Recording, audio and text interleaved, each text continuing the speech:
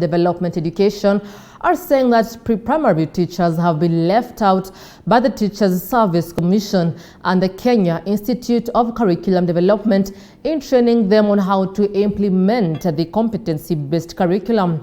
This has forced the pre-primary teachers to rely on private support to train them. Meanwhile, the stakeholders also want President Uhuru Kenyatta to allocate at least 10% of the education budget towards ECDE as a way of supporting pre-primary education ahead of the forthcoming Global Partnership on Education Summit set to take place this week in London.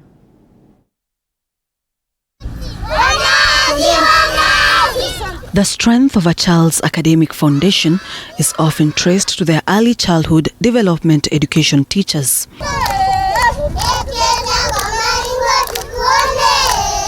And while the competency-based curriculum is taking shape in the country, a gap has been identified. The attention of training of teachers is on those in primary schools. The pre-primary teachers have been left to rely on private support to train them on how to implement the CBC. The Teachers Service Commission, the Kenya Institute of Curriculum Development, when they started rolling out competence-based curriculum, which started with the pre-primary school before even it went to primary, they are focusing more on primary school teachers to be inducted on how to implement the CPC. And the pre-primary school teachers have relied on private support, to train them. I think ideally, the Kenya Institute of Curriculum Development and the Ministry of Education should be able to support pre-primary school teachers to be inducted on how they can implement the competence-based curriculum so that they understand how best they can do that. On Wednesday this week, President Uhuru Kenyatta will be among world leaders attending the Global Partnership on Education Summit that will be taking place in London. President Kenyatta will co-host the event alongside UK's Prime Minister Boris Johnson. The conference, set to raise $5 billion, will enable children from vulnerable homes access education. And now, stakeholders in ECDE in the country are calling for the president to allocate at least 10% of the education budget towards ECDE, as this will give Kenyan children a head start. Once we have that 10%, we also need to be asking the real questions. Is this 10% allocated efficiently and effectively the way it is supposed to be? Because it's one thing to have the money, but it's another thing for the money to do what it's supposed to do.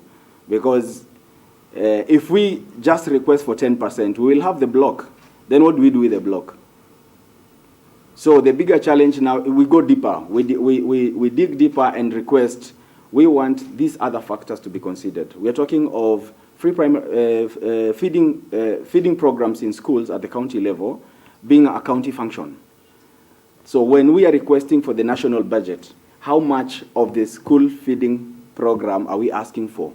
That calls for us to know how many children attend ECD in those regions for you to be able to allocate. We have around 92,000 pre-primary school teachers. And out of these 92,000, only 53% have been hired by the county government. And because of this, it means then 47% of these teachers are either hired by the parents or in the private sector to be able to support teaching the children. So in terms of funding, it is important if we can raise our funding to 10% of all education resources that have been allocated so that the county governments are able to hire teachers 100%.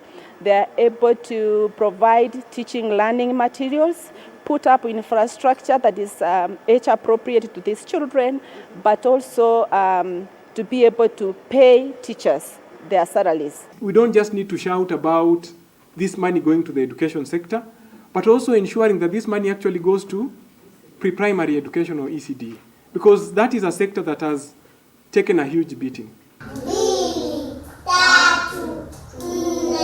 At the peak of the COVID-19 pandemic in March 2020, over 1 billion learners were affected by the indefinite school closures globally. Countries with developed infrastructure and more internet penetration adapted online learning.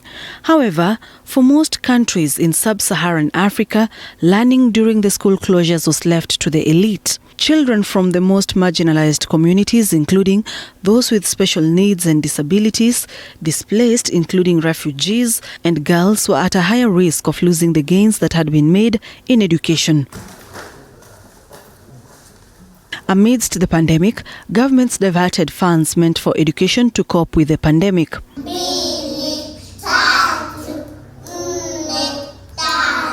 The money raised through the GPE Summit will enable 175 million girls and boys from 90 countries to access education.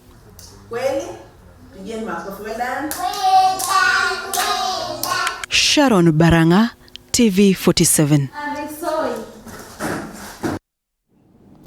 And our